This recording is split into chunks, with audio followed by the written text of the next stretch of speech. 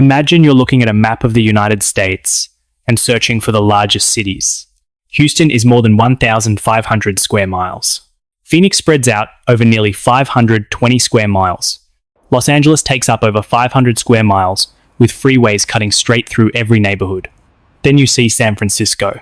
Just 46 square miles. Over 800,000 people. More than 30 times smaller than Houston. But this isn't the strangest part. The strangest part is something else entirely.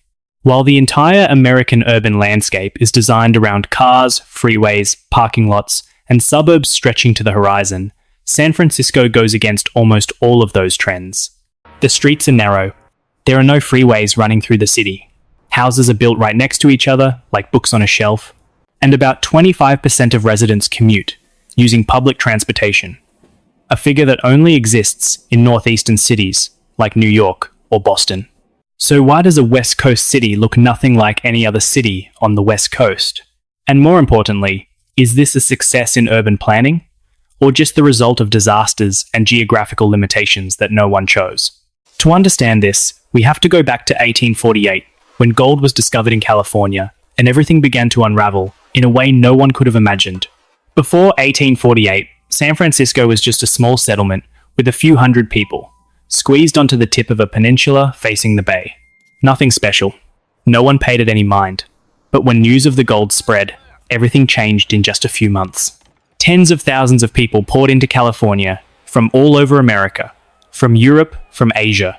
And to get to the gold fields in the Sierra Nevada, they had to pass through San Francisco, because it was the only port in the region large enough to accommodate ocean-going ships. The city exploded, in the truest sense of the word. The population jumped from a few hundred people to tens of thousands in just 2 years. But this is when geography began to write the story its own way. San Francisco is not a wide, flat expanse where a city can comfortably expand in all directions. It's a peninsula. To the east is the San Francisco Bay. To the west is the Pacific Ocean. To the south is a narrow isthmus connecting to the mainland. And within those boundaries, the land is rugged with steep hills, the highest of which rises nearly 280 meters above sea level. While other American cities were built on vast plains and could expand endlessly in every direction, San Francisco was locked into a rigid geographical shape from the very beginning. Every square meter of land was valuable. Every road had to be carefully considered. Every building had to be squeezed in next to its neighbor. The result was a completely different kind of urbanization from the rest of America, not because anyone designed it that way, but because geography left no other choice. But geography is only half the story. The other half happened in 1906. Early on the morning of April 18th, 1906, a 7.9 magnitude earthquake tore through the entire peninsula. Buildings collapsed. Water mains broke. Then fires broke out not just one, but dozens at once. And they spread for 3 consecutive days because there was no water left to fight them. When it was all over, about 80% of the city had been reduced to ash. This was a moment when everything could have gone in a completely different direction. Architect and planner Daniel Burnham had a plan ready for San Francisco, a grand design in the European urban style with wide boulevards radiating out like spokes on a wheel, large public squares, and avenues cutting straight through the terrain. This was what many people thought San Francisco needed to become a truly modern metropolis. But that didn't happen. And it's important to understand why. It wasn't because the planners were particularly brilliant or had some great foresight. It was because residents and landowners wanted to rebuild as quickly as possible to get the economy back on its feet. Burnham's design required massive land clearance, complex compensation, and a long time. No one wanted to wait. So, the city was rebuilt, almost exactly along its old, narrow, and dense street grid, but with new, more durable materials. A decision driven by economic impatience inadvertently preserved an urban form that would later become the city's greatest competitive advantage. But the story doesn't end there, because the 1950s and 1960s were coming, and with them, the largest wave of urban freeway construction in American history. After World War II, the US federal government poured tens of billions of dollars into building the interstate highway system. All across America, multi-lane highways tore through residential areas, often targeting poor black and immigrant communities where land was cheap and political power was weaker. Detroit lost entire historic neighborhoods. Atlanta demolished long-standing black communities. Los Angeles turned into a web of freeways, so dense it's almost impossible to comprehend without seeing it from the air. San Francisco had similar plans. Engineers had mapped out a network of urban freeways that would cut through many of the city's different neighborhoods. And some of them were built. The Embarcadero Freeway ran along the bayfront. The Central Freeway headed toward downtown. But then the people of San Francisco did something that few other cities managed to do at the time. They fought back. And they fought back so hard that the entire remaining freeway plan was halted in the late 1950s. This was one of the first and most successful urban freeway protests in American history, later known as the Freeway Revolt. But why did the people of San Francisco have the power and the will to do this when so many other communities couldn't? The answer, in part, lies in its density. Because the city was already so compact and crowded, there was no empty space to build a freeway without demolishing something important. There were no empty suburban buffer zones to sacrifice. Every new route had to go through a living neighborhood, and the people in those neighborhoods knew exactly what they stood to lose. When you live close enough to feel the impact, your opposition is much stronger than when you're just looking at it on a map from a distance. Geography, once again, intervened and shaped the political outcome in ways no one had anticipated. And now we need to talk about something few people really notice when they look at San Francisco, what urban planners call the missing middle, the medium density, that's absent in most American cities. When you look at the urban map of America, what you mostly see are two extremes. On one hand, you have sprawling suburbs with single-family homes and yards, separated by wide streets and giant parking lots. On the other hand, you have urban centers with 30, 40, or 50-story skyscrapers packed together. Between those two extremes, there's almost nothing. San Francisco is different. Much of the city is filled with buildings that are 2 to 6 stories high. Attached row houses, small apartment buildings built side by side, and old Victorian buildings with carved facades and small balconies jutting out over the street. This is the missing middle, a type of housing that's denser than the suburbs, but much lower rise than skyscrapers, which allows for a population dense enough to support a vibrant commercial ecosystem at street level. And this is the most important mechanism we need to understand. When the population is dense enough within a small radius, corner stores can survive because customers can reach them on foot. Restaurants, grocery stores, pharmacies, coffee shops all can operate profitably without needing large parking lots or frontage on a highway. When commerce can exist at the neighborhood level, people don't need cars for most of their daily activities. And when people don't need cars, they walk, bike, or use public transit.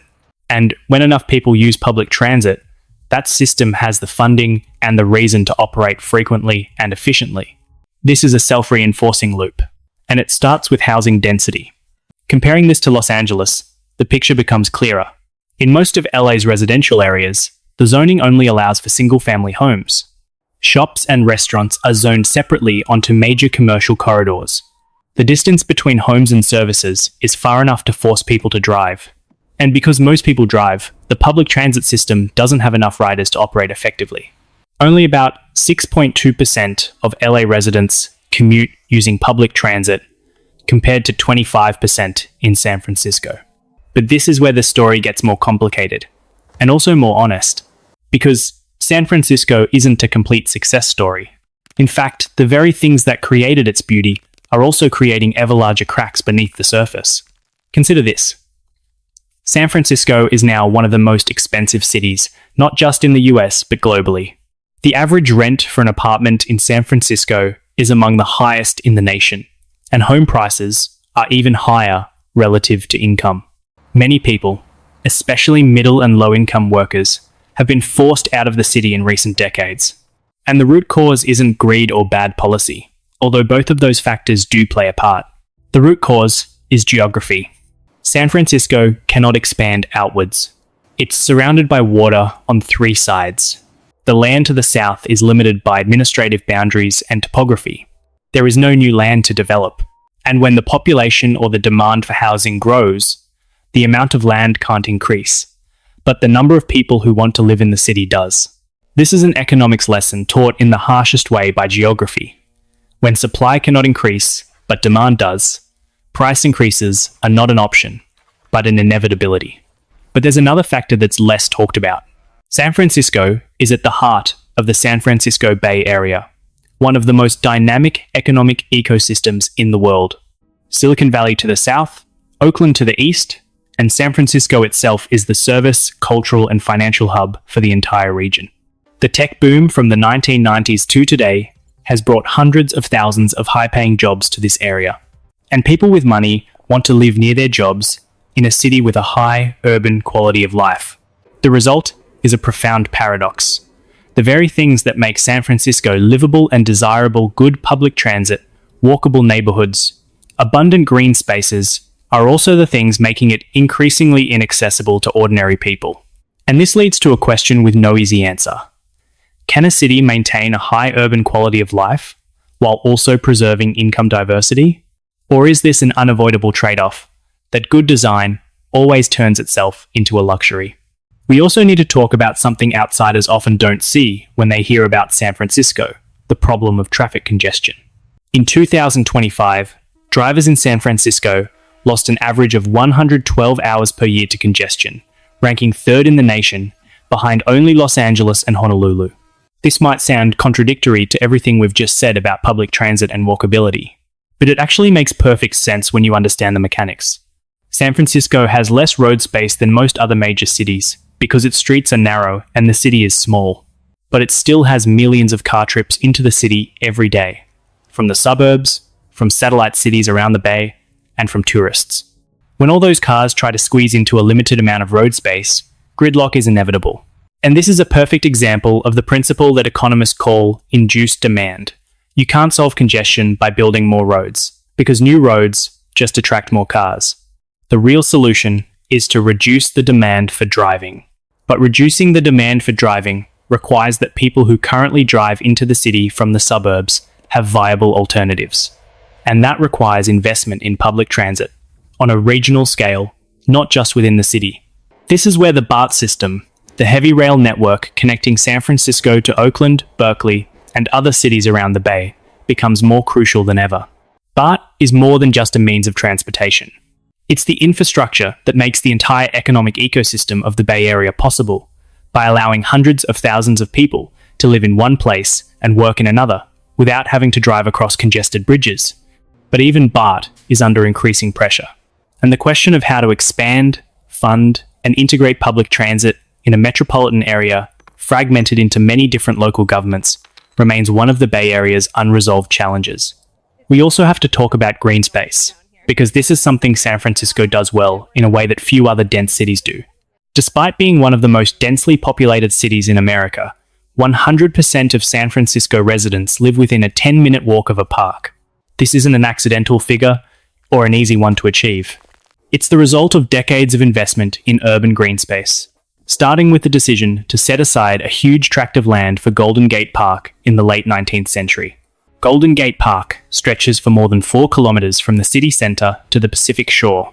Its area surpasses that of Central Park in New York, even though the city is much smaller.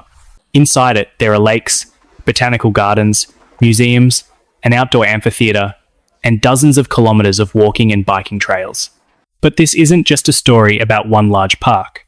What's more important is the planning philosophy behind integrating green space into every small neighborhood, from Dolores Park in the Mission to Washington Square in North Beach. Every neighborhood has its own outdoor gathering spot, which not only improves physical health, but also builds social fabric, allowing people to meet each other casually and naturally. And this is something that urban studies research increasingly shows. The quality of public space is directly linked to the health of a community, in both a physical and social sense. A city isn't just a place to live and work. It's an environment that shapes how people interact with each other, how they feel about their lives, and even how they vote and make political decisions. When we piece all these fragments together, we start to see a clearer picture of what truly makes San Francisco. It wasn't a master plan from brilliant planners. It wasn't a progressive policy decision by visionary politicians. Rather, it's the accumulation of geographical, historical, and economic forces that occurred in a specific sequence. The peninsula's geography forced the city to grow vertically and densely from the very beginning. The gold rush created immense population pressure in a small space, establishing an urban pattern before the advent of the automobile. The 1906 earthquake destroyed the city, but didn't lead to a wider reconstruction, because economic pressure forced a rapid rebuild on the old foundations. The freeway revolts of the 1950s prevented the destruction that would have been caused by urban highways, and the tech boom starting in the 1990s poured more money and people into a space that could not expand any further. None of these events happened in a vacuum. They occurred in the context of previous events, and each event shaped the possible responses to the next. This is what systems thinking helps us realize. San Francisco is not the product of a single decision. It's the product of a long chain of constraints and subsequent reactions. And the real question we need to ask isn't, what did San Francisco do right? But rather, what can other cities learn from both what San Francisco did right and the problems it hasn't solved? Because San Francisco's problems, the housing crisis, traffic congestion, the pressure from income inequality, are not exceptions. They are an early warning for what is happening or will happen in many other cities as the global urban population continues to grow and land becomes ever more precious. And this is precisely why San Francisco's story is more important than San Francisco itself. It is a living experiment in the limits and possibilities of urban planning when geography is a fixed variable that humans cannot change. In the 21st century, more and more cities around the world will have to face similar choices: expand outward or build upward, cater to cars or cater to people, preserve old structures or demolish them for new space. San Francisco doesn't have all the answers, but it is living inside those questions in a way that most other cities have not yet had to confront. And the most interesting part is this: the very thing that forces San Francisco to grapple with these questions is also what makes it special. What limits it also creates it. So, as other cities in the US and around the world gradually realize that the urban model of sprawl, suburbanization, and car dependency is increasingly unsustainable environmentally, economically, and socially, they will have to learn to live with the limits that San Francisco has lived with from day one. The question is, can they learn fast enough? And will they learn the right lessons? Or will they also repeat the very mistakes that San Francisco is still trying to fix? That probably depends on whether we're willing to look squarely at the map and acknowledge that geography isn't something that can be overcome or renegotiated, but something we must learn to build with rather than against model.